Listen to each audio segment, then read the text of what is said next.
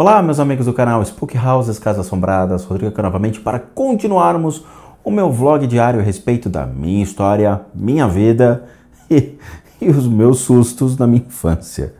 O último episódio foi assustador e sem dúvida nenhuma foi um marco na minha vida e realmente eu nunca vou me esquecer daquela cena. Aqueles olhos olhando pelo buraco da fechadura e eu correndo para debaixo dos lençóis da coberta, os quais a minha mãe sempre colocava tanto meu irmão quanto eu para deitarmos e sempre ter certeza de que aquilo era acolhedor, me deixou extremamente assustado. Lembrar disso me remete àquela experiência. A noite foi tenebrosa, claro, eu nunca vou esquecer aquilo. A coberta em meu rosto, a insegurança sobre todas aquelas emoções, sensações, o que poderia estar atrás daquela porta, a certeza de que aquela criatura poderia entrar em qualquer momento dentro daquele quarto e me atacar, me afrontar ou me cobrar alguma coisa, era quase certeza, mas eu não sei o porquê ela não fez. Ela não entrou no meu quarto, ela não rompeu a barreira daquela porta para adentrar e me atacar. Obviamente, como uma criança, eu tinha todo o medo de que o mal pudesse me atacar. A imaginação de uma criança ela é extremamente fértil. Então, para uma criança, o mal, ele sempre vai ser o mal, sempre vai combater o bem. Era a ideia do esqueleto contra o He-Man, é a ideia do Comandante Cobra contra o G.I. Joe, que na época eu adorava, aqueles brinquedos. O mal ele não tinha limites, o mal ele sempre iria ser inescrupuloso, ele ia sempre romper aquela barreira, os limites, ia sentir o meu medo, iria me atacar a qualquer momento. Aquilo era o meu maior medo, a minha maior insegurança naquele dia, naquela madrugada. E eu passei a noite em claro, olhando para aquela porta e com a sensação de que ela estava lá, de pé do outro lado, respirando por entre aquela fresta e esperando com que aquela porta fosse aberta. Obviamente eu não iria nunca levantar e abrir aquela porta. Nunca. O medo de até levantar para poder ir no banheiro era enorme. Obviamente eu naquela época não fazia xixi na cama, mas vontade não me faltava. Mas a insegurança era enorme. Eu realmente não sabia o que poderia acontecer. Então eu preferi ficar a noite inteira observando aquela porta. E foi o que eu fiz. Eu permaneci olhando por aquela porta. E foi o que eu fiz. Eu permaneci olhando para aquela porta, por entre as brechas do lençol e da coberta, até o dia amanhecer. 6 horas da manhã tocou o despertador da minha mãe e a porta se abriu. Eu fiquei procurando aquela criatura, mas ela não estava mais lá. A minha mente, ela dizia, será que a luz do sol anula essas criaturas? Será que a luz do sol ela tem o poder de anular o mal? Ou realmente as sombras elas perdem força quando a claridade entra dentro do quarto? Eu não sei. Muita coisa passava na minha cabeça, muitas coisas passavam em minha mente dizendo, calma, Rodrigo, calma, tudo vai ser explicado. O problema é quando isso vai ser explicado. Essa era uma questão. Quando as explicações elas realmente viriam. E eu não sabia disso. Eu fui para a escola extremamente cansado, sonado, eu dormi nas aulas. Eu fiquei com medo de minha mãe ser chamada na escola para escutar reclamações dizendo que o filho não conseguia mais dormir à noite. Eu estava demonstrando marcas de cansaço, olheiras, porque eu não conseguia mais permanecer acordado durante as aulas. Eu dormia durante as aulas. E o medo se fazia mais e mais presente. As noites seguintes, elas foram piores, porque não somente o meu medo daquela criatura se fazer presente, mas a minha mente querer atrair respostas, a minha mente querer atrair o que realmente era aquilo. Todas as noites eu ficava esperando meu pai chegar em casa. Todas as noites eu ficava sentado na minha cama, esperando que novamente a porta do quarto do meu pai fosse rompida e mais uma vez um vulto passasse, saísse daquele quarto e fosse recebê-lo. Mas parecia um silêncio. Nada mais acontecia. Nada mais acontecia. Foram semanas com um ponto de interrogação e noites em claro. Parecia que o mal ele estava se divertindo com a minha cara. Parecia que o mal ele estava apontando o dedo e sorrindo, dizendo: vamos, tolo, continue esperando por mim, porque um dia eu vou aparecer para você. E eu quero ver se você vai estar pronto para isso. Porque o medo ele se fazia mais presente, o meu cansaço físico era nítido. E as noites em claro, sempre, sempre e sempre. Eu realmente acreditava que às 6 horas da manhã a luz poderia fazer com que essa energia fosse embora. Com o tempo, a minha mãe foi comprando alguns objetos interessantes para casa, e um desses objetos era uma luzinha que se colocava nos quartos para iluminar os quartos à noite, para dar um ar ainda acolhedor. Mas a minha mãe sempre tirava essa luzinha que a gente colocava nos cantos. Ela tirava, desligava, acreditando que os filhos teriam que dormir no escuro. E eu sempre guardava essa luzinha comigo para deixar bem perto da porta. Então toda vez que minha mãe trancava a porta e ia dormir, eu colocava essa luzinha do lado da porta, acendia e nunca dormia no escuro. Nunca dormia no escuro. E esse foi um costume que eu adquiri com o tempo, de não dormir mais no escuro. Sempre ter uma meia luz ou uma luzinha pequenininha para que pudesse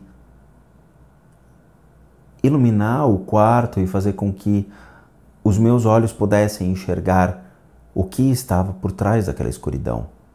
É como se fosse uma vitória sobre a escuridão, um ponto de luz, ou um ponto de fé, ou um ponto de crença para me apegar, acreditando que aquela luz realmente pudesse me salvar do mal. Eu não sei se salvar seria a palavra certa, mas ela me ajudou.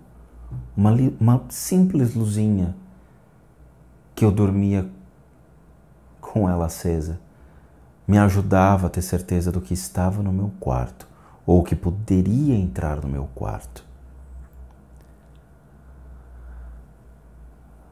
Depois de mais ou menos alguns meses, eu já estava começando a perder os medos. Eu já estava voltando a ter uma vida mais normal. Eu já estava voltando a ter uma vida mais material, ou seja, eu poderia brincar com meus amigos, já estava podendo me divertir com os meus amiguinhos de escola, sem ter aquela insegurança, porque o mal ele já não existia, ou pelo menos aos meus olhos ele não existia.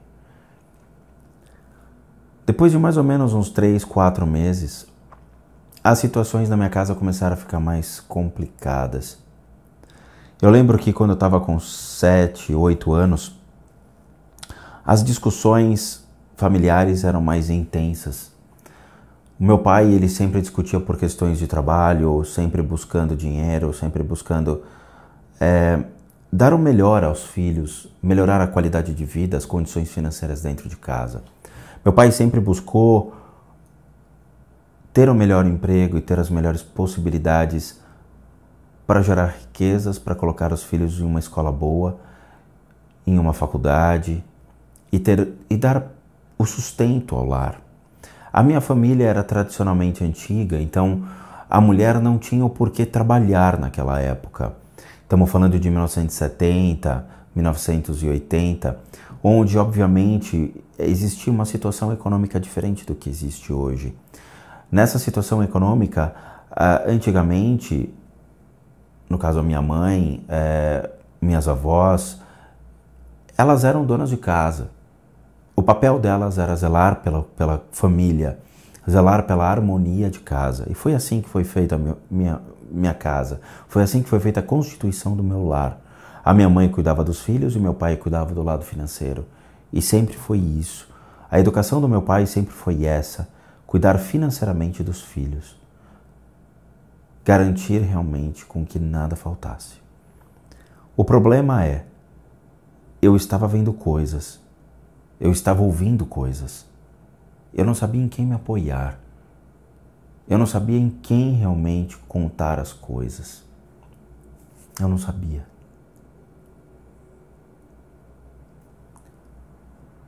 Depois de acho que mais ou menos um ano nessa situação, já com tudo se acalmando, eu acho que Deus é muito engraçado, porque parece que Ele primeiro Ele paga para ver, para depois trazer respostas. Uma vez eu estava descansando na minha casa, já era tarde, eu já devia estar com uns 8, 9 anos de idade, 8 anos, quase 9 anos, os universitários estão aqui falando, me auxiliando na lembrança das histórias, porque afinal são 42 anos de história. Eu estava em casa, dormindo. Eu estava com 8 anos, 9 anos de idade. E eu lembro de ver um ponto de luz entrando no quarto. Era um ponto de luz interessante porque ele girava em espiral de um lado para o outro, de um lado para o outro.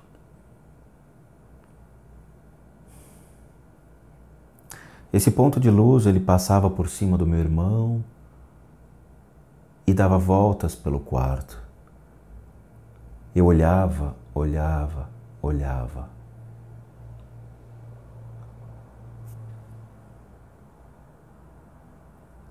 Uma hora eu não sabia o que fazer, eu sentei na cama e eu fiquei olhando para aquele ponto zigue-zagueando no quarto. Eu falava, gente, o que é isso que eu estou vendo? Eu estou vendo um ponto de luz andando pelo quarto.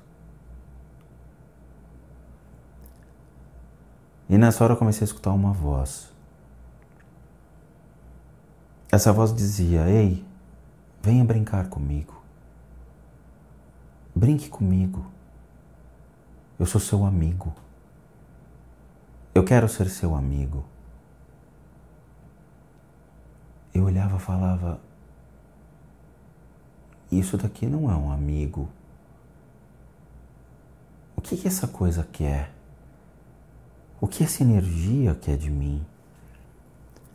E eu continuamente escutava, eu quero ser seu amigo, eu quero ser seu amigo, brinque comigo, brinque comigo. Eu falava, não, você não é meu amigo. Naquela época, tanto meu irmão quanto eu, nós éramos iguais cão e gato. Em momentos nós éramos bem unidos. Em outros momentos nós nos odiávamos. Obviamente, como irmãos fazem. Irmãos se amam e se odeiam. Essa é a verdade. E naquela época nós tínhamos, obviamente, divergências, mas ele era meu irmão. E aquela luz falava, esqueça o seu irmão. Esqueça o seu irmão. Brinque comigo. O seu irmão não gosta de você. O seu irmão, ele não é o seu amigo. Eu sou o seu amigo. Eu olhava para o meu irmão estava dormindo. Eu falava, não, tem alguma coisa errada aqui. O meu irmão é o meu amigo. O que essa luz está querendo? E ela continuava falando, brigue com seu irmão. Brigue com seu irmão. Seu irmão não lhe merece. Seu irmão não é o seu amigo. Seu irmão é seu inimigo. Eu falava, não, meu irmão não é meu inimigo. Meu irmão é meu amigo. Chegou uma hora que aquela luz começou a ficar vermelha. Ela começava a piscar vermelho e branco. vermelho e branco. Parecia que a intensidade de raiva se fazia presente, a intensidade de ódio daquela luz se fazia presente à medida que eu não entendia ou eu desafiava aquela luz. Chegou uma hora que eu cansei e eu lembro que eu tinha uma espadinha de brinquedo, de plástico que vendia numa loja, eu acho que era no Mapping, que existia aqui em São Paulo. Eu levantei, peguei aquela espadinha de brinquedo que eu havia recebido, eu apontei para essa luz dizendo: você não sabe o que você está falando, meu irmão é meu amigo, não te dou o direito de você falar assim com meu irmão. Venha, eu te desafio, eu te enfrento. Aquela luz, ela se separou. Ela voltou-se como dois olhos vermelhos, que eram exatamente aqueles olhos que estavam na porta. E ela veio para cima de mim. Obviamente que, como um herói, a minha reação foi simples. Eu arremessei a espada contra aquela luz e eu deitei embaixo da minha cama. E aquela luz fez um barulho ensurdecedor e foi embora, como uma névoa.